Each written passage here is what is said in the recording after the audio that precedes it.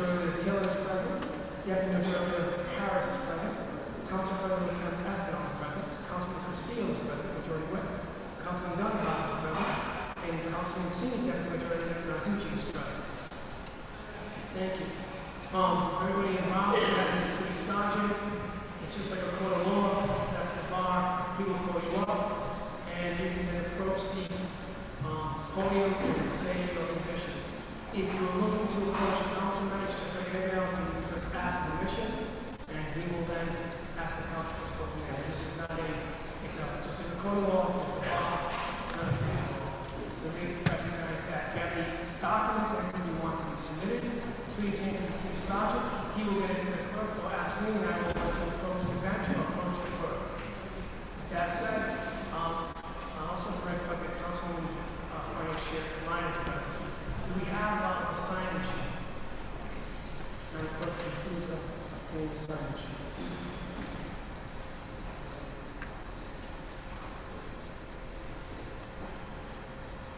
Thank you, Madam Clerk. Madam Clerk, also, prior to that, we have additional items into the record, and I think that we highlighted from these exhibits. I have a letter from Councilman Fortune, 2-page letter that identifies Exhibit 1. Whatever's your pleasure. Exhibit D, the public hearing. Then we have a letter, 2-page letter from the Department of Arts and Culture, Georgia. We get Exhibit E. And then we have a 2-page letter, which includes the, 2-page letter, F from Mr. Town. All right, with that end, Madam, the first person, will have 3 minutes, I believe, I'm not from saying, I think is it Dave Victor? Am I saying, is it Dave? Yeah. I'm sorry? Oh, I'm sorry, Doug? Doug Victor, please come forward, state your name for the record, where you live, and then sir, you have 3 minutes. Yes, thank you. My name is Doug Victor. I live at 103 Princeton Avenue, and I want to thank you for this opportunity to speak to a few issues that are near and dear to increased neighborhood presence in some of the city proceedings, to make more room for that, to figure out pathways to strengthen neighborhood voice. So I have a few issues, a few items. The first, as many of us in the neighborhoods know, especially in the South Side neighborhood, I can't speak for all neighborhoods, there are some boards and commissions in which a neighborhood voice is really not valued because how they're driven legally to conduct themselves doesn't really allow that, even though they make room for neighborhood testimony. There's no real clout for neighborhood voice.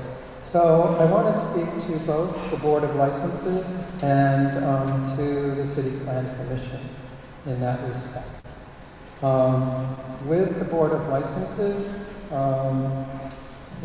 besides the fact that their current meetings are only in person and they don't have a Zoom aspect is problematic. And it, I think, limits people's ability to attend. I know I'm recovering from an accident and I've not been able to physically attend meetings for a long time, but I'm able to attend Zoom meetings. So I'm left out of that process, and I wonder how many other people in our neighborhoods are. The Board of Licenses, the idea of appointees, of City Council appointees, I'm not so sure if that's really the solution. I really think that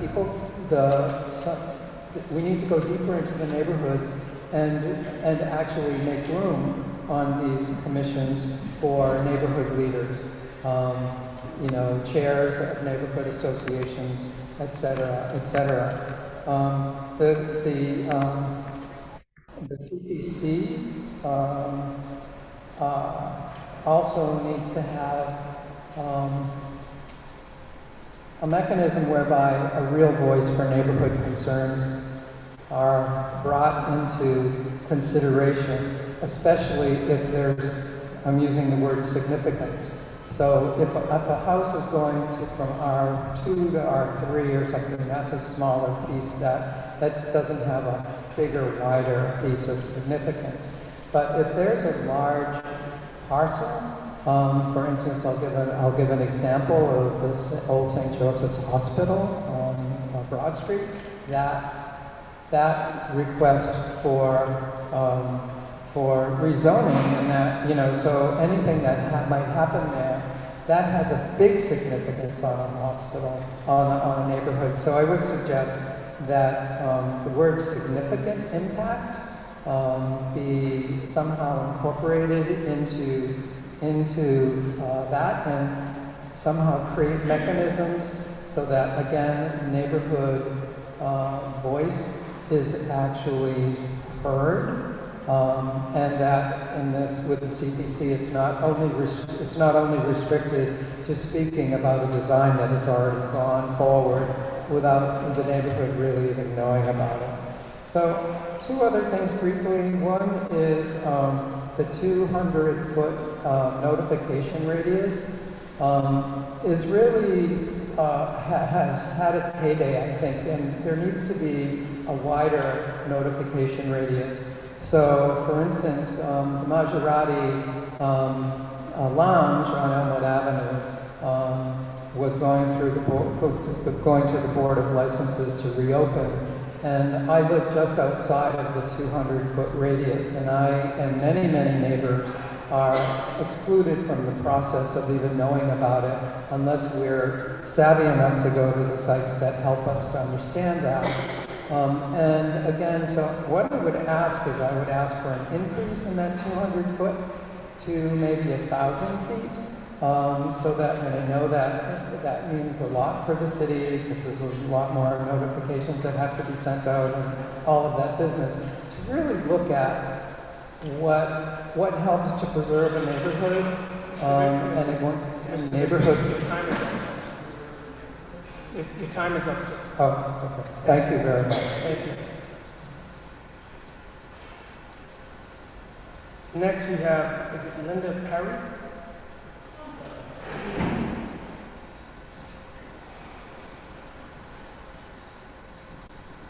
Hi. Welcome. Thank you. My name is Linda Perry, and I live in Washington Park. I'm a 40-year resident of Washington Park, and I consider myself an environmentalist as well as a community leader. Mostly concerned with some of the things that Doug mentioned is the 200-foot radius.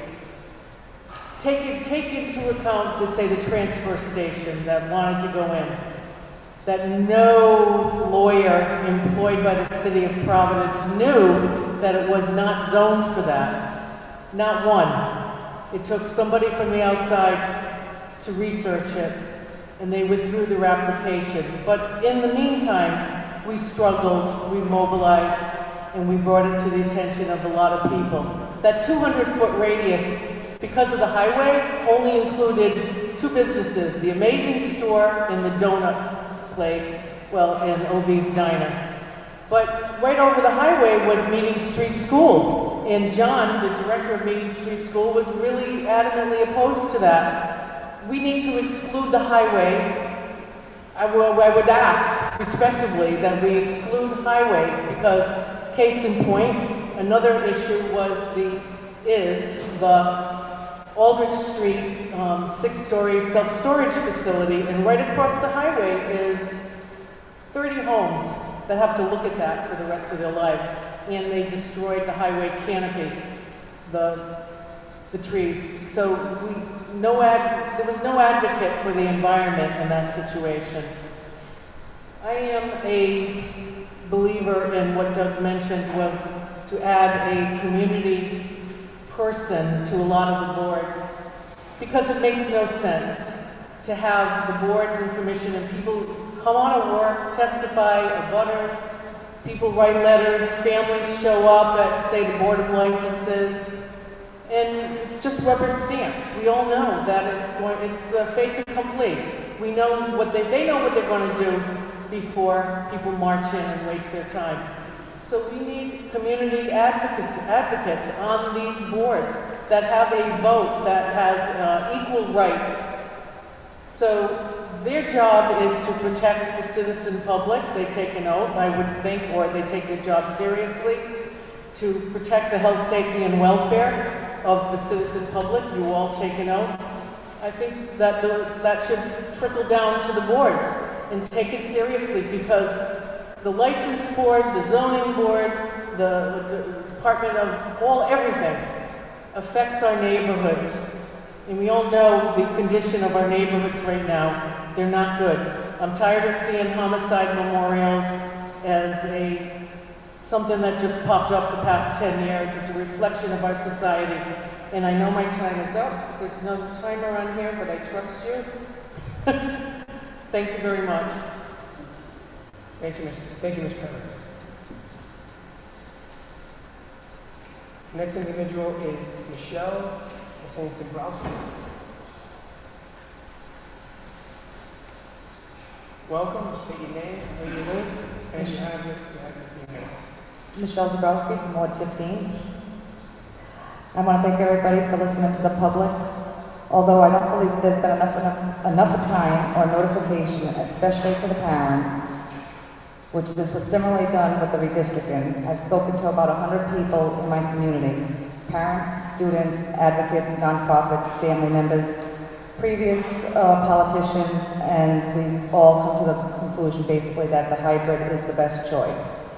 The only thing that we do have an issue with the hybrid is we prefer to have 9 or 11 members. An even number does not help us out at all. My next thing is for the 2/3 vote, to vote someone out. We don't want someone just to be voted out for one vote. It needs to be a type of unanimous type of thing, so the 2/3 is a good thing. When it comes to the $5,000 for the contracts, I believe it should stay that way because of accountability. There's a lot of issues going on in the city of Providence and no real accountability whatsoever. Thank you. Thank you. Next is Mr. David Talon.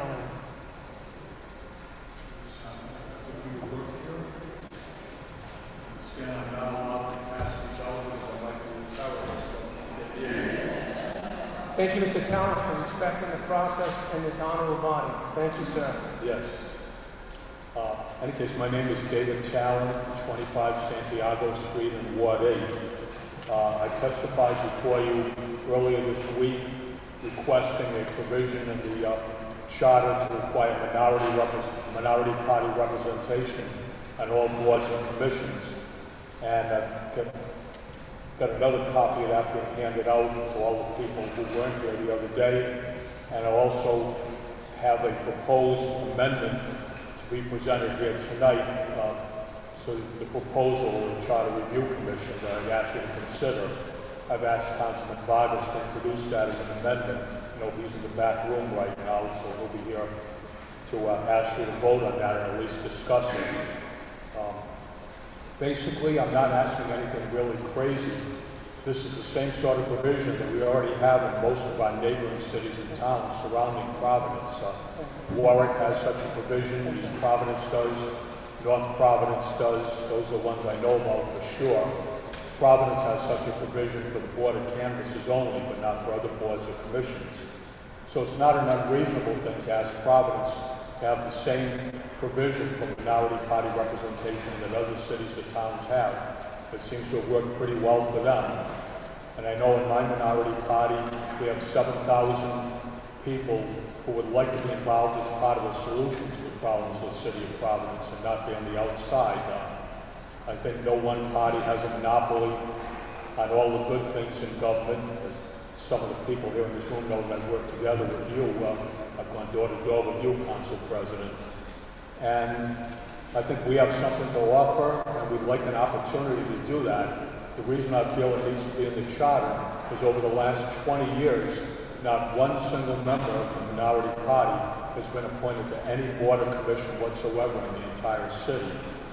And I don't think that's an acceptable situation.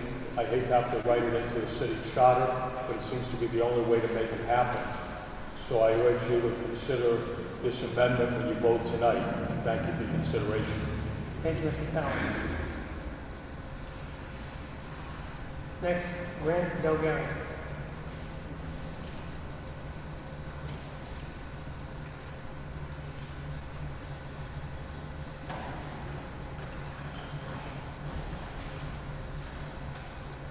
Good evening, Grant Bulgarian, 20 Exeter Street. I will repeat two things that I said on Monday. Number one, the City Council, before the City Charter was created back in 1980, the City Council consisted of 13 wards, 2 people per ward, 26 members altogether. I thought that made a lot of sense as a kid growing up, and so I would like all of you here to consider that as opposed to shrinking it down to 15, 1 per ward. Number two, notice. 48 hours notice is not enough notice. You have to check every other day what's going on. 72 hours, a mere extra 1 day. 72 hours make a big difference. You only have to check twice a week. So I would implore you to include 72 hours in there instead of 48. Number three, the Board of Contract and Supply, when the charter was originally created back in 1980, the dollar demarcation line was $2,000. It has been bumped up to $5,000. The proposal is to bump it up to 15 and 25, 35 for construction projects. That's way going out of bounds. I would suggest 10. To go from 2,000 in the 1980s to 10,000 now seems more than reasonable, and it's a nice round number. Everyone can remember that, and so that would be my suggestion. That would, I think, serve everyone very well. I'd like to reiterate what Dave Talon said, that there needs to be more balance on boards and commissions. And I think that that's appropriate. And finally, the City Plan Commission. City Plan Commission has gotten a little out of control. It is now taking over responsibilities that used to be exclusively with the Zoning Board of Review. Zoning Board of Review has guidelines that they have to follow. City Planning Commission, not so much. City Planning Commission needs to be reined in, and so I leave the specific language to you guys for that.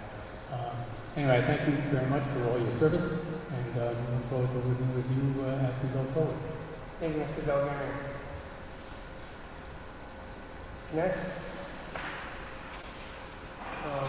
Kirby, and then nothing saying the name.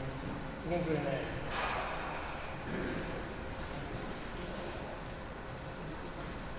Aranda Kirby. Avonda Kirby.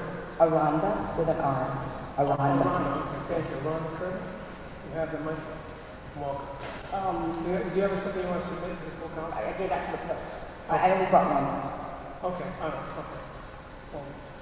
Section 302, powers and duties of the mayor, requiring directors to appear before the city council for reappointment every 4 years. I support that change.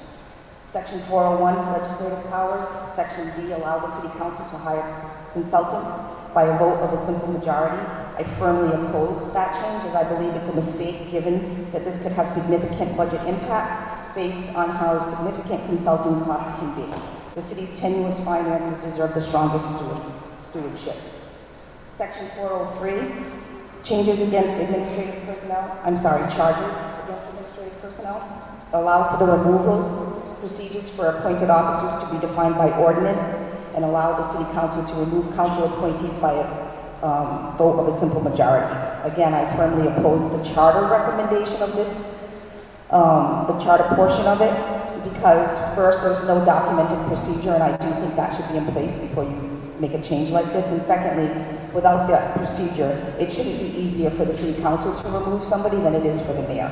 I think that kind of initiative deserves more attention than a simple majority. Section 701 plus several others regarding the hybrid school committee. I support the recommendation of a hybrid school committee because I do believe the people of Providence should have more of a say.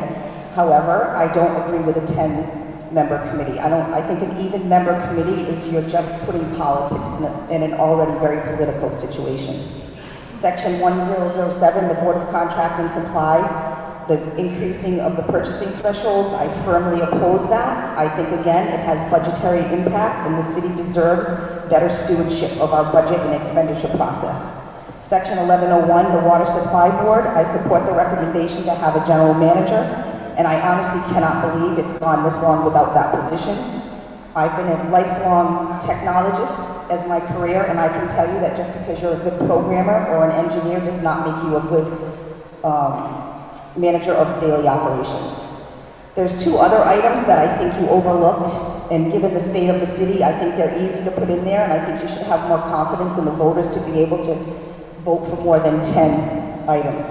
No, Section 602, the city treasurer records access. Of course, they should have access to everything related to the finances of the city, and given the two very big issues that the city had this budget cycle with outstanding payments to vendors, and especially those that have a personal connection with the leadership or the council, this item would appear to have a significant positive impact on the treasurer's ability to do their job more effectively and with transparency. And it's disappointing as I've heard that this commission doesn't think that that item is more important than the time you gave it. And last one, Section 1204, meeting notices. I think it's irresponsible to know that you have this issue on the books, that we are out of state compliance with the state statute, and you're knowingly leaving that one untouched. You should change that one because it should be in writing, that way you're in compliance, because the state statute supersedes anyway. Thank you. Thank you. Next, we have Ray Matthews. Welcome, sir. Ray Matthew, 275 Wayland Avenue. First off, I'd like to thank Ms. Kirby for the wonderful job she just did. I agree with all her points, with one exception. I don't believe in the hybrid school board. I think the school board should be elected by the taxpaying public, and I think their children, our children, deserve that. With respect to some of the other comments that have been made, I agree that all meetings should be hybrids, as Doug Victor pointed out. I also agree that the radius should be extended to 1,000 feet, as Doug Victor and Linda Perry pointed out. And I obviously agree with David Callan's recommendation that minority parties be represented on all committees. And last but not least, I agree that there should be at least a 72-hour notification period. Anything else is baloney. My last comment, I believe in the First Amendment. I don't believe it has a 3-minute restriction. Thank you. Thank you.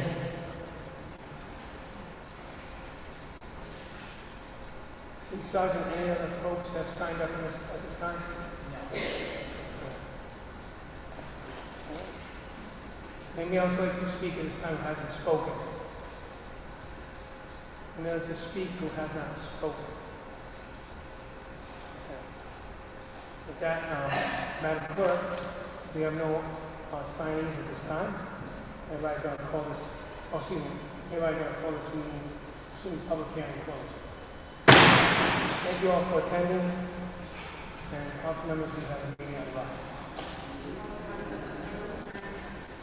We get about 5 minutes. We got 10 minutes.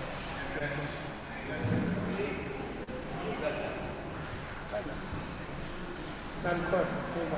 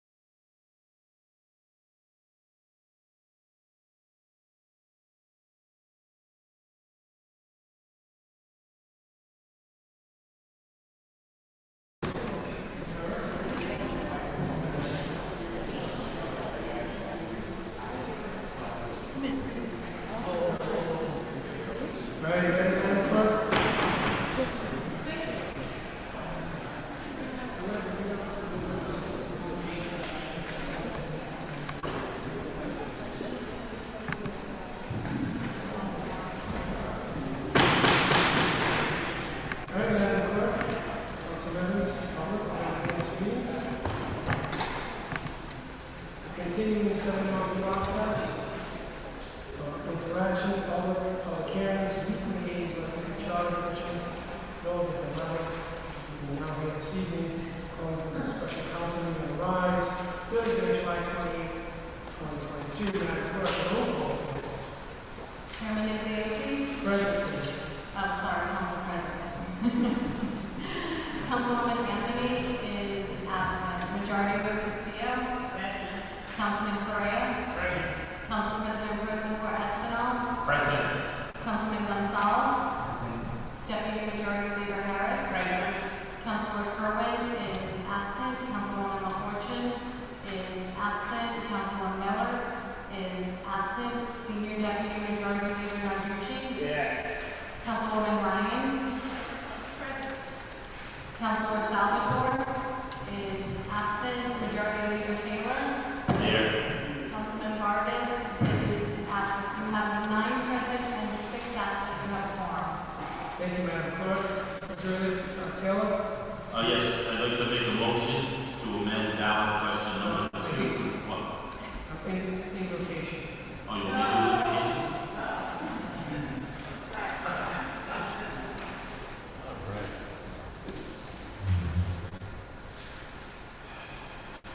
All rise. Dear Lord, I pray that you guide us always, satisfy the needs that need to be met during this meeting, strengthen us as we make tough decisions. I pray that we will be like the well-watered gardens, like a spring whose flowers never fade. I pray that we will be fruitful. Father, please guide us so that this meeting can be productive. Let us be effective and decisive. Amen. Amen. Pledge allegiance led by Deputy Majority Leader Harris. All rise, please.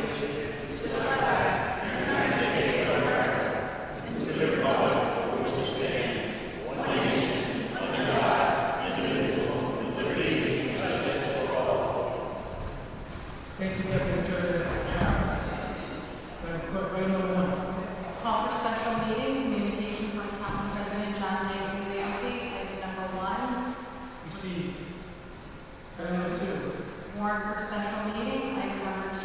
Warrant for the acting city clerk to Oscar D. Bago, city sergeant, with return certification that he has notified each member of the city council of the special meeting called for the 28th of July 2022 upon the rise of the 5 o'clock public hearing in the city council chamber, 3rd floor, city hall.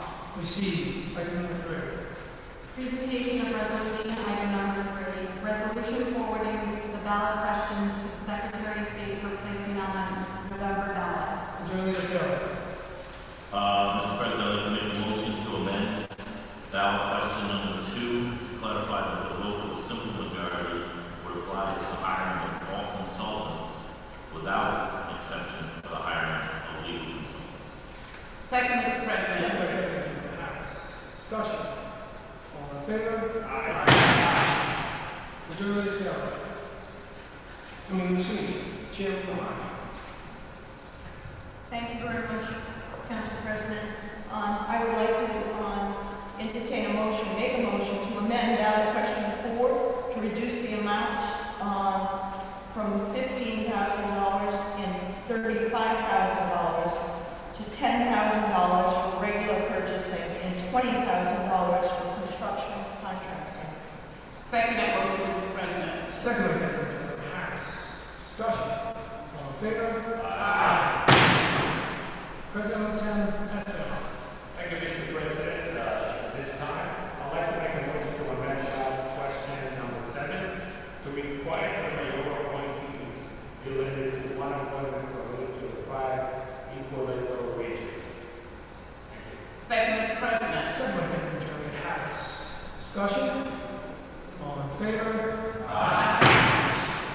Chairwoman Ryan. Thank you, Mr. President. I'd like to make a motion to add ballot question 9 to read as follows. Shall the city treasurer be provided direct access to records of all receipts, appropriations, and allotments of the city, and be required to ensure compliance with the city charter and the code of ordinance prior to issuing any payments? Second, Mr. President. Second by Deputy Majority Leader Harris. Discussion. All in favor? Councilman Gonzalez. Mr. President, thank you for the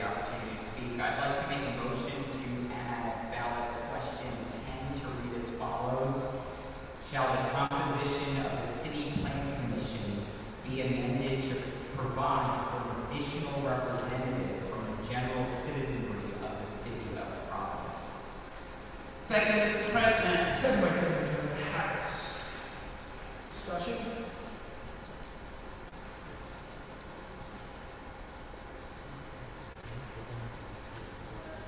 I would ask maybe anyone citizenry and electoral, right? So is that different the way we're using the job? Because it shows that the person actually lives in the role. So I think we may want to add electoral to it. That they're a citizen and I have no objection. you want Second, I asked Councilman Duncan that amendment 2 is that okay? Yes, I would make that motion to amend. second amendment, Mr. President. President of the House. Discussion. Councilman Duncan, Chair. Okay, so, Mr. President, as you heard tonight from several residents across the city, Mr. Victor mentioned it, I think several folks mentioned this tonight. I'm proposing this charter change as I've witnessed the CPC not necessarily defer or otherwise respect the voice of local residents on discretionary amendments that are not by right. Similar to the rationale for changing the composition of the school board, I'm proposing this change in order to allow for greater representation and more seats at the table on the CPC for local neighborhood residents. State law only allows the executive branch of government to make these appointments to a local planning board. We were very intentional about doing that due diligence, and the executive branch will still be able to make the same number of appointments that they're currently making. The only difference here would be a strike to the line that says one member shall have experience in human services or environmental services, and changing the number of general citizens on the board from 2 to 3. So this would still result in the same, the board would be comprised of the same number of members, so 7 members. The council will approve 5 members. It just allows for one more general citizen to be a part of that board. Should the executive branch of government or the mayor decide that that person has expertise in human services or environmental services, that's their prerogative, but it does allow them to choose that person, so it doesn't actually inherently change the makeup of the board. Development creates changes to the fabric of our local neighborhoods, and it's critical that local residents have a real voice during this decision-making process, which is what we've heard this evening from several constituents across the city. So I'm calling on my fellow council colleagues to join me in supporting this change to allow the voters of the city of Providence to decide if they need greater representation of local residents on the city planning commission. Thank you very much, Mr. President. Chairwoman Ryan. Thank you very much, Mr. President, and thank you, Mr. Gonzalez, Councilman Gonzalez, for that explanation. I served, as many of you know, on the City Planning Commission before I ran for council. For 5 years, I was the vice chair. That commission does very important work and is relied upon by this body, particularly the ordinance committee, that relies upon their work. And I would argue there's no change to the number of positions. What is being asked here, from what I understand, is to remove the language relative to human services expertise and environmental services expertise. When I first came here, I was told this evening they wanted to remove the real estate development and finance piece of it. So I don't think this is well thought out. I'm also concerned about the implications. The state has oversight and responsibility relative to this matter. I think we need to defer to the solicitor's office to make sure what is being contemplated here is appropriate and called for. The reality is this board has citizens on it. This board has citizens that have expertise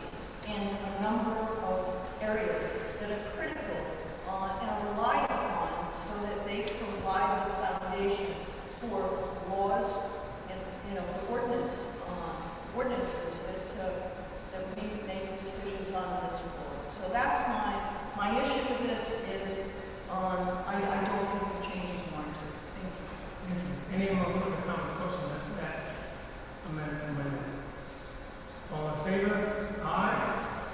Nay? All opposed? One. Nay. Councilman Aducci, Attorney Taylor, Councilman Ryan.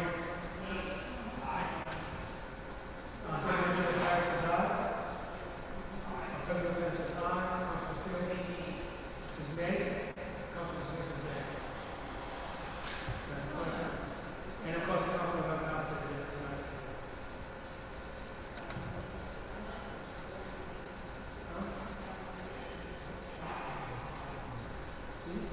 We have 1, 2, 3 ayes, and 4 ayes. Right, Councilman Pedro is supposed to have it. Deputy Jones is aye, right? 1, 2, 3. Councilman House is aye. Councilman Craig is aye. The nays is Councilman Steele, Chairman Ryan, Joe Taylor, and Texas Deputy Leader Aducci. That's 5 ayes and 4 nays. The motion passes. Majority Taylor. Motion to approve item 3 was amended on roll call. Second, Mr. President. Second by Deputy Leader Harris. Discussion? Madam Clerk, roll call.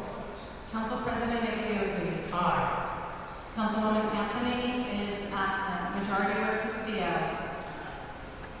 Councilman Correa. Council President Pro Tempore Espinal. Aye. Councilman Gonzalez. Deputy Majority Leader Harris. Aye. Councilor Kerwin is absent. Councilwoman LaFortune is absent. Councilor Miller is absent. Senior Deputy Majority Leader Narducci. Aye. Councilwoman Ryan. Councilor Salvatore is absent. Majority Leader Taylor. Aye.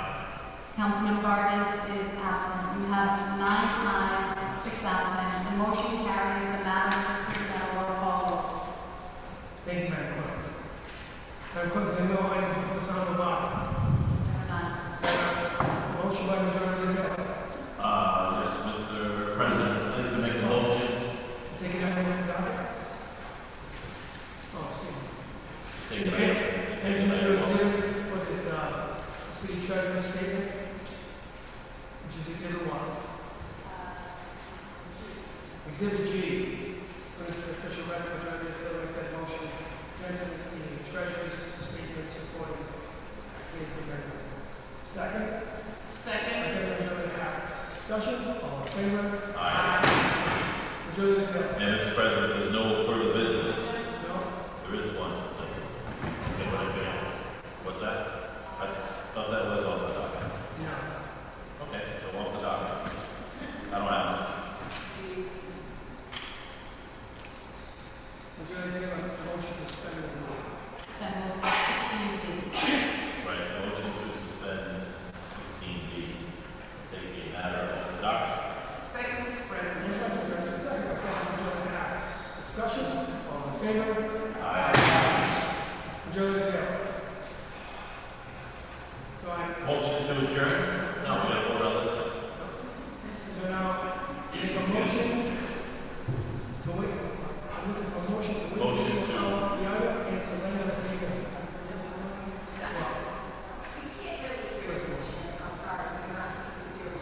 Motion to refer to city council as a whole. Let the city council, next city council. Right, motion to refer to the next city council and lay on the table. I'm looking for a motion to refer to the next city council meeting. Meeting, right, okay, so motion to refer to the next city council meeting. Second that motion.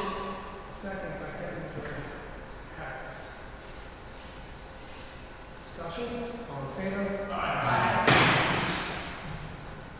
We'll have- Motion to adjourn in memory of. Motion to adjourn in memory of Clarence E.